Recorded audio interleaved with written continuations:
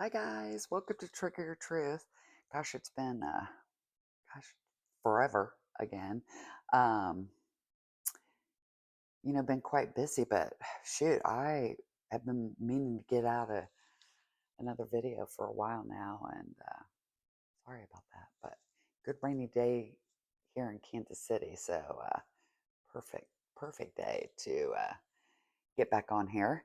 Um, I've been doing some women's groups and had the opportunity just to connect with a lot of really cool people and have learned quite a bit and have heard a lot, of feedback and a lot of questions, and I think what I hear a lot of is, I start trying to,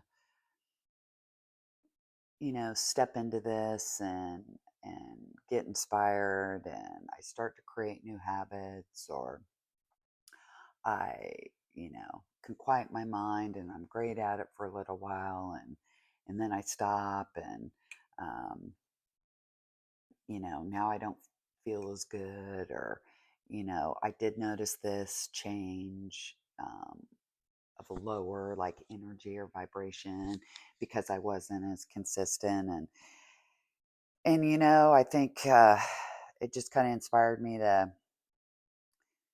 maybe kind of simplify, if you will, and kind of maybe put in a smaller circle all the other videos I've done because I remember feeling that way too, and almost a little bit overwhelmed, thinking, "Oh wow, if I'm really going to get in here and fix myself," um, it seemed very daunting. Um, but that's just it. We're not fixing ourselves. um, we're not broken. Um, we're human. We're gonna be really good with habits, and you know, and we're gonna spend a whole week eating junk food, whatever it is. Uh, that doesn't that doesn't make us a bad person, and it sure as shit. Um, we don't have to be perfect. It's life. Stuff gets in the way.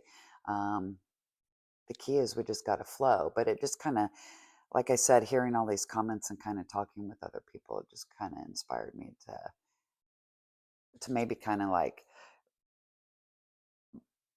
kind of put together all the other videos I put out there and just kind of one big simple, hopefully short one today.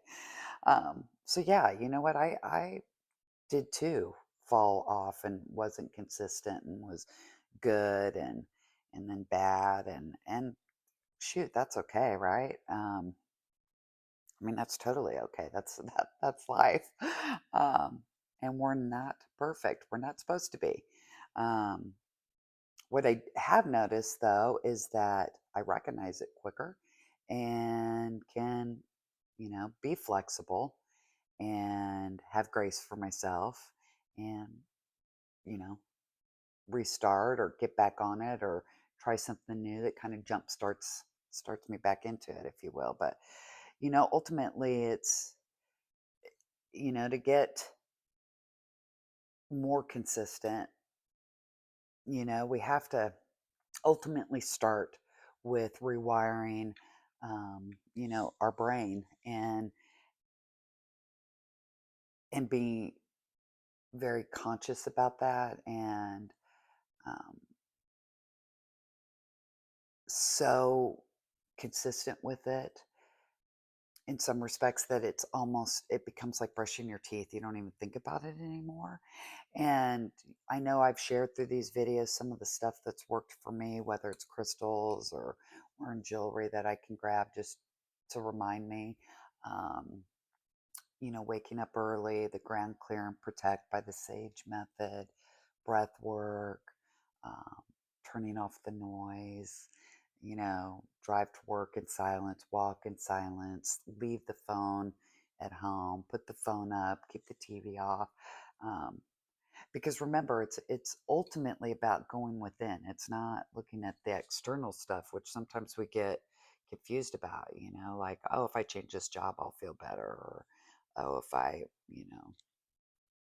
get a divorce, I'll feel better. Or if I move another state, I'll feel better. And certainly I'm not here to say stay in a bad situation, whether it's career, life, or whatever it is. I'm not one to say that. But just remember that ultimately the consistency in doing this is so that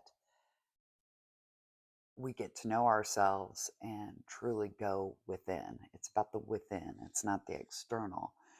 The external matters because that's really what programmed us, right? Since we were little, whether it was, sit up, s- you know, sit, stand, play this sport, raise your hand to ask a question. You have to do this church every Sunday, or you have to, um, you know, read this book, or you have to vote this way, or you have to think this way, or whatever it is.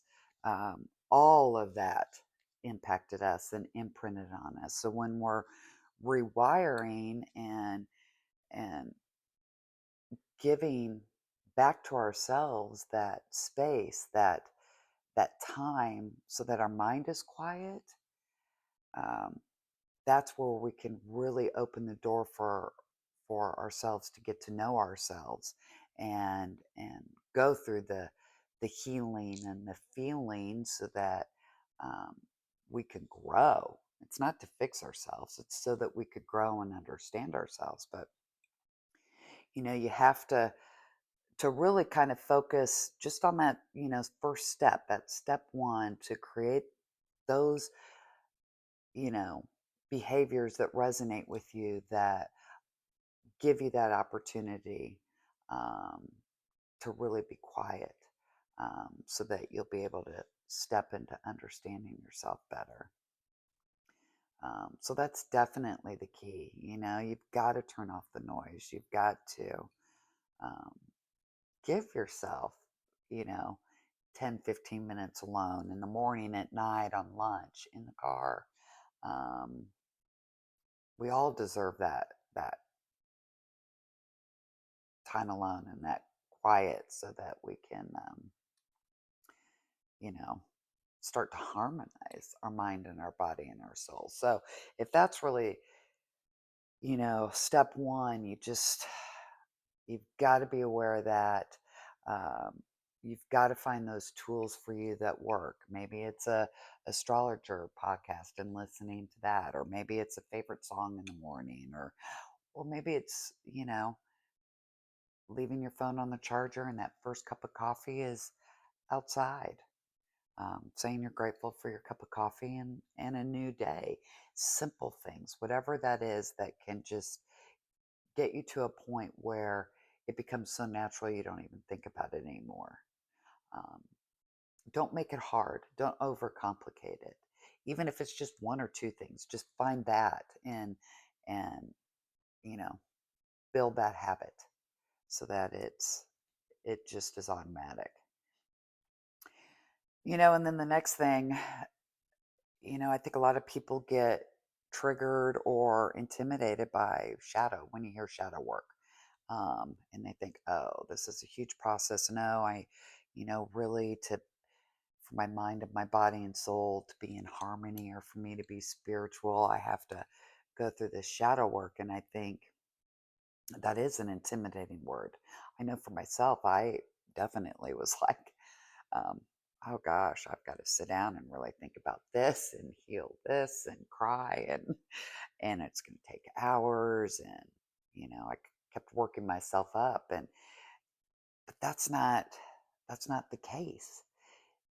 Think of it more of a mirror, just a mirror. It's our mirror, to widen our lens every day. So every situation we're in, the lunch, the work meeting, going out with the moms, to watch everybody play soccer after school, or whatever it is.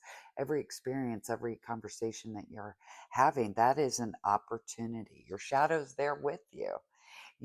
All we're doing is just widening that lens. So instead of,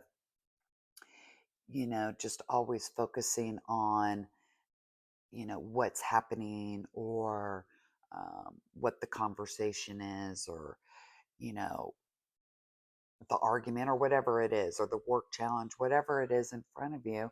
Instead, you sit back and you're like, okay, I feel my blood pressure rising, or my palms sweat, or gosh, I got a headache, or wow, I don't really like this person and I don't like her outfit today. And then I just judged her, right? So, you know, start to notice those things in throughout the day. It doesn't have to be all day, you know. Just a couple times try to widen your lens and sit more still. That's the shadow. What are we being triggered to see about ourselves? What is that trigger your truth right there for you? Why did I all of a sudden judge her? Ask yourself those questions. What am I afraid of? Um, why did my stomach hurt? Or why did I all of a sudden get a headache? I mean, those are your triggers. That's it. That's the shadow work. It's not some big thing where you have to, you know, carve out 5 hours, 2 weeks from now to connect this to, what happened to me as a baby, to teenager, to little kid, to whatever. I mean, connecting all those dots eventually would be helpful, and you just gain a much deeper understanding of your reactionary behaviors, and how your body feels in those situations. But think of it more simple. What can I learn about me in that moment?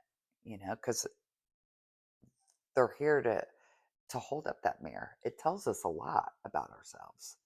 um, and then just you know feel it. um, and be okay with it. I mean, that going within like that, it is that divine feminine energy. It is pulling it all back into our to understanding ourselves. It is spirituality. To me, spirituality is that right there. We understand ourselves. We can harmonize. What we think, we believe, we perceive, and what we perceive becomes our reality. So it's all about understanding all that. And we're so aware, and we're so conscious, and we're so in the present, you know, that we do heal, and we do start to understand ourselves so well that we can release, and we can forgive ourselves, and we can say out loud what we were afraid of and let it go. I mean, it's it's just like it'll automatically kind of start to flow, um, and make sense. And if you just keep it real simple like that, and keep it like to the daily, each day, um, you just, it's the practice, and you get better, and you get better, and you get stronger, more aware, and um, you just start to move into it, and you don't even realize you're into it, if that makes sense. Um, and then it's easier to be consistent. It's easier to keep those daily habits and practice in place, so that you are very conscious and aware, and you're able to, you know, be still, step back. And the more you do that, then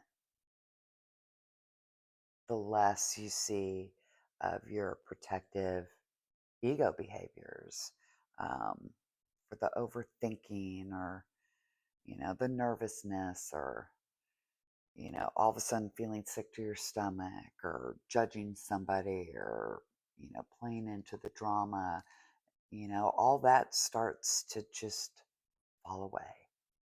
And, the longer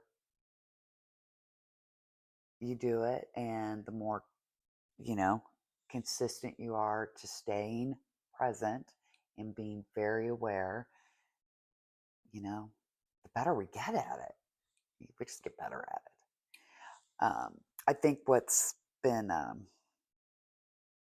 probably the most interesting for me lately, and what I've kind of sat quite a bit with and thought about, is the embodiment of that, to truly embody it and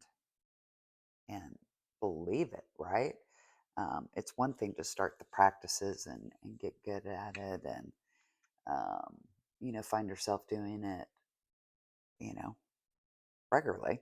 um, it's another thing to truly, like, embody it and believe it. You have to really embody it and believe in you and love you, um, to really kind of find that peace and that harmony between the mind, body, and soul. Um, and that's, a key is, as you start to, be more consistent with your practices and create those habits, and notice the shadow and the mirror that's being held up in front of you, um, and working through that and what that means for you personally. Then you've got to be so intentional with loving yourself and embodying what you're learning about yourself, and forgiving yourself, for maybe not always reacting correctly in a situation, or being judgmental, or overthinking, or trying to control a situation, or you know making bad decisions that you're not proud of. um, we gotta really step into the forgiveness of yourself and loving yourself. Um, we're not supposed to be here to be perfect. We're not. We're not supposed to be here to fix ourselves. We're here to know ourselves, love ourselves, understand ourselves, and start to flow with it, so that it's peaceful. And then the external noise that's going on out there, it doesn't scare you, it doesn't imprint on you. Um, your beliefs change, your perceptions change. It's just a more loving, compassionate light. And we all deserve that, and we can all get there. Um, just, take everything and just compartmentalize it, and almost make it like smaller. you know think of it as a daily, and then, you know it's each day intentional, each day grateful. Each day it's the simple things to just quiet the mind, get up 5 minutes early, you know sit back and observe a situation at lunch versus react to it. And then pay attention to what you were told, so that you can release, forgive, and truly believe you deserve to remember who you are, and you deserve the peace within, and you deserve for everything to be harmonized. Um, so maybe simplify is what I needed to say. Simplify kind of the daunting task that it seems at hand when you hear people, talk about spirituality and healing and shadow work and all those words are kind of triggers for people. Um, it's supposed to be inspiring you. It's supposed to be, you know, inspirational to yourself so that you want to be curious and learn more and not something that seems like it should be on your to-do list like I used to do a lot of. But a couple examples I can think of about em- embodying it and truly believing and feeling it, that I kind of wanted to share, um, is first involves one of my kids, and he's deciding between two schools, and one is really an easier path, if you will. It's just going to be simpler, probably not as fearful. And then the other one is definitely more out of the comfort zone and more unknown, if you will. Um, but ultimately, kind of was where he was being drawn to. And then, as a few months went on, he kind of at one point said, "Well, I'm gonna try this one, even though it's not familiar to me, and the other one's more familiar to me." And so he was set on that. And then, like, I don't know, might have only been like 10 days later, he came up to me and he's like, "Well, I've been thinking," and he's like, "There's this, and, you know, there's cost, there's not as many people I know, it's a greater risk, um, there's this, there's that."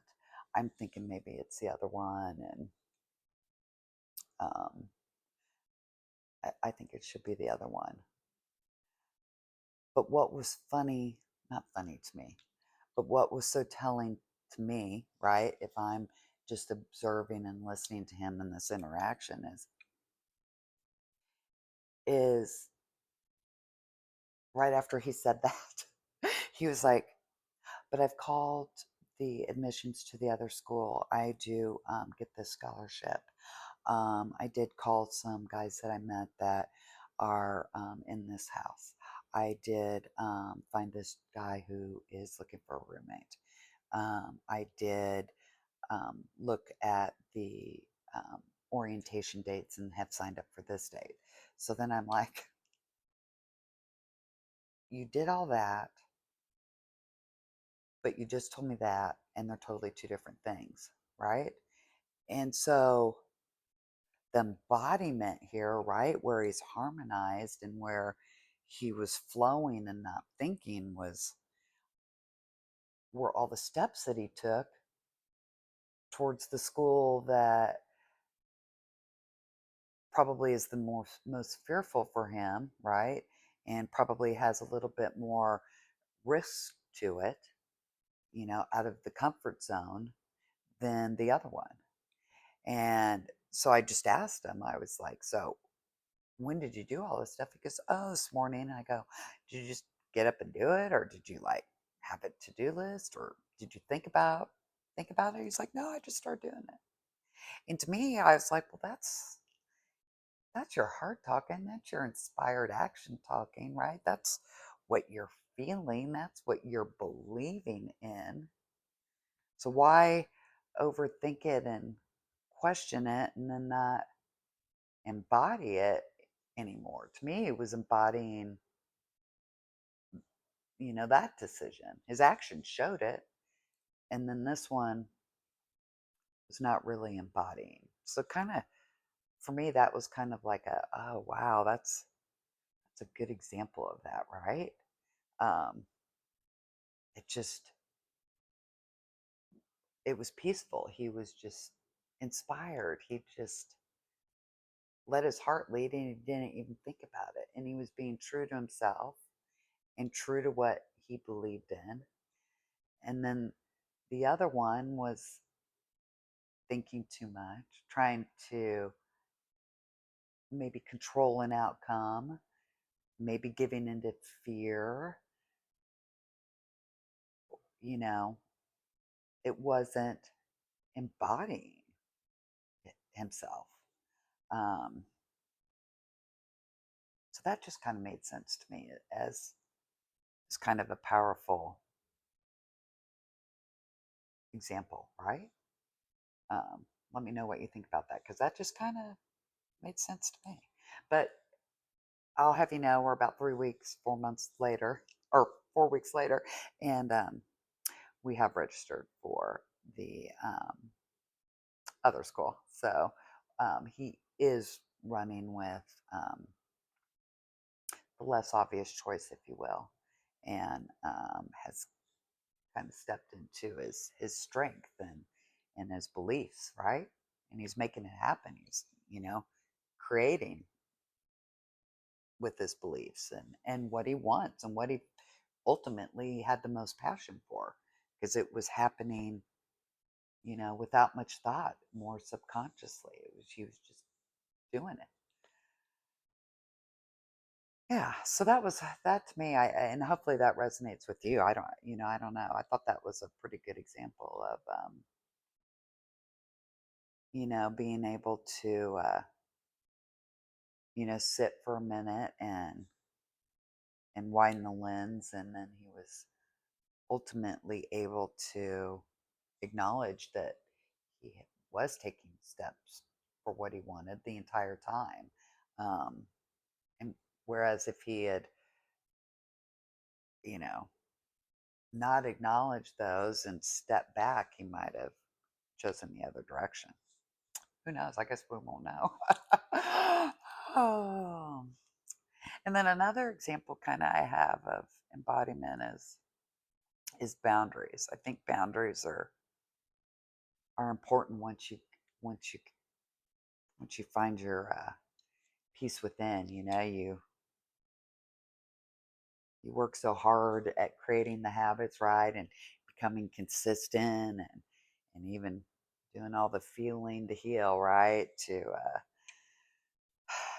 understand yourself so well that you kind of get a little protective of it. And I've joked about it before. I have a bad habit sometimes of being so protective. I kind of get in hermit mode, which is I'm still working on that, but I feel like boundaries comes into a really big you know area to consider when you're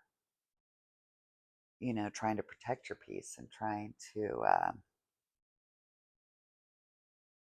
be very, very aware, very present of what energy you're letting in around you and how it affects you. So you kind of get a little protective of it. And I think setting boundaries, which is something I was never really good at, um, and being able to speak, right? My boundaries or my truth, um, has helped me personally um, embody it and embody the work that I've done on myself to get to know myself better. And I think one of the things that I still have fear on is speaking the truth. So this is going to be a big one for me personally, um, for speaking my truth. But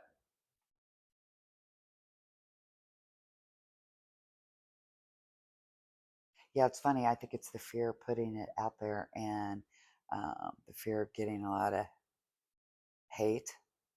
I mean, maybe that's why I don't have as many followers right now because not as many people will hate me. But there's fear in that. Holy cow, there's fear in that. And to be judged, and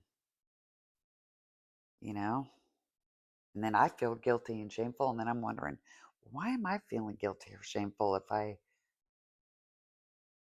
am at true peace within myself, right? So I have true peace within myself, so I'm going to speak it. But so it's kind of twofold of A, doing this on camera and saying it out loud, which, gosh, I haven't really even shared this with very many people. And two, boundaries, personal boundaries. So, we talk about all the noise out there, right? And everything that imprints on you from, the media to um, whatever YouTube channel you're watching, to school, to neighbors, to mentors, or relationships, whatever it is, and parents, certainly how you were born. Um, but you know, it, the presidential election was and is. I mean, it's been volatile for the last few cycles now, um, and gosh knows, across the globe as well as here. Um, Boy, there's a lot of emotion, right? A lot of fear. I feel like I see a lot of fear, which makes me really sad, actually. Um, but um, I voted differently this past election, and I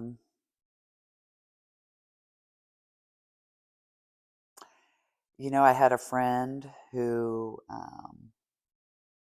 was a really good friend, actually, was part of the family. I mean, spent holidays with us and introduced them to my parents, my sisters, my kids, practically helped raise kids.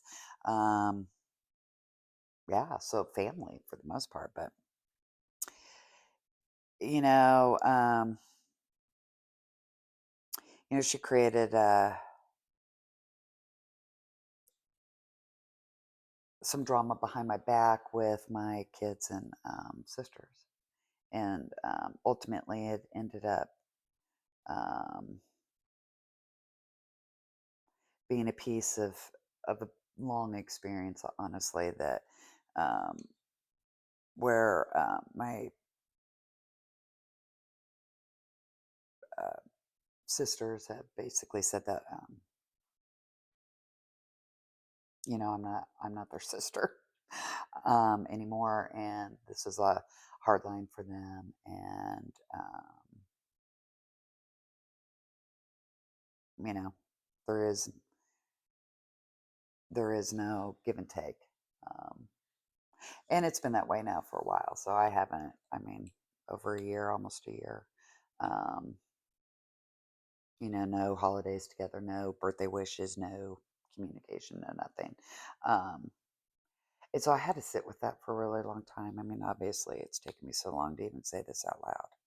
Um, and at first, honestly, I probably did sit there and go, okay, am I a bad person? What, and it does make you kind of go in. And then, of course, I got a little defensive so I could feel my, ego protective behaviors rising up. I wanted to ultimately judge them for their reaction and the shitstorm that was created, right? And and then I didn't talk about it, but I was like, well, I'm going to call and talk about it with this person. And then, that's just low energy, very protective, playing victim, I'm going to go get people on my side kind of behavior. So I really just had to slow down, right? Go back to my practices. I had to be very focused on it and aware of it so that I gave myself enough of a quiet mind that I could start to let feelings come up, let words come in, emotions come in, thoughts come in. I wrote them down, went back and felt them. It gave me I really had to use those habits and really be so present and so conscious with it each day that it gave me space then to be able to not react from that defensive protective behavior, right? And sit with it more and understand where they're coming from and ultimately forgive them, right? um, Forgive um, myself for not reacting appropriately out of the gate, loving them, loving myself, um, believing in myself and that I'm a good person. And just because the way I voted doesn't make me a bad person, doesn't make me hateful or mean or a horrible person at all.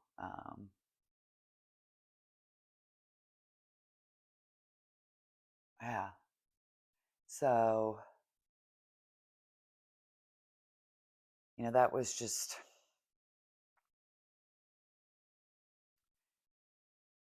another, mirror, right? Another trigger of an experience and a situation in my life that I just had to ultimately turn that reflection back on me so that I could understand me better, right? And then as I understood myself better, then I was able to obviously understand them and love them, and at the same time then um, grieve obviously and release um, the loss of the relationships, right? But then set the boundary for myself, right? Because I deserve a boundary too, right?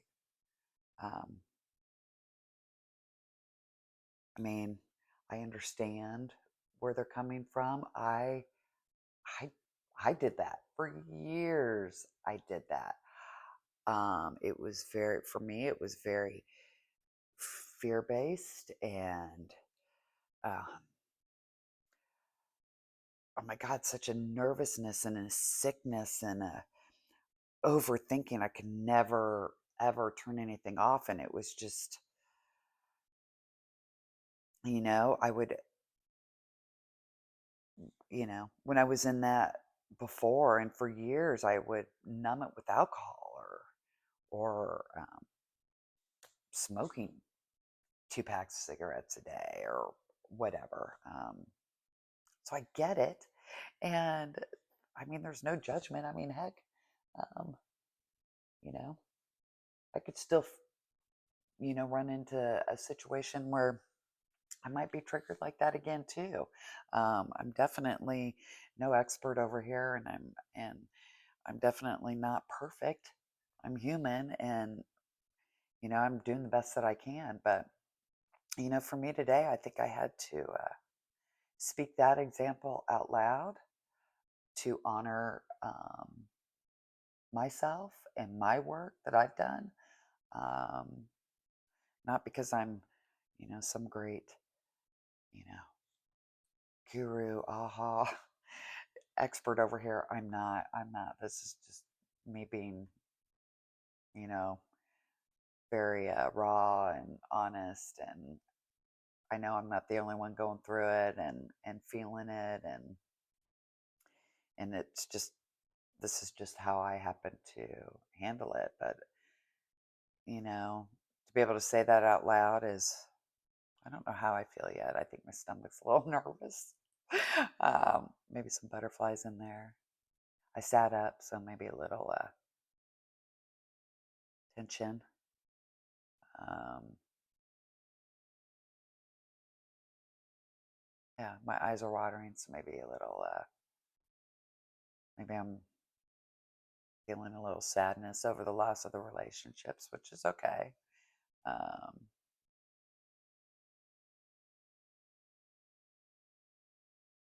but yeah, but I am happy I shared it. Um, I am happy I shared it. but the other piece of that example is the boundaries with it is, granted they, um, you know, deleted me or blocked me or whatever, and have made their decisions, and that's fine. But um, I'm entitled to my boundaries too, right? And it's okay to have boundaries, I guess is what I'm trying to say. It doesn't mean that it's a wall and it's permanent by any means. You know, walls do come down. What goes up comes down. As above, so below. Um, yeah, yeah. So hopefully this kind of maybe created little a little smaller um, circle of kind of being in that mind, body, and soul harmony, so that the energy flows and that you really start to feel that peace. But just the key is conscious, everyday conscious awareness. Take the time for yourself. You deserve it. Create the habits. Um, drop the shadow work title if that is overwhelming. Think of everything as a mirror. Take those opportunities to step back and widen your lens. And then obviously feel it and heal it and learn to embody it and trust yourself and love yourself. Um,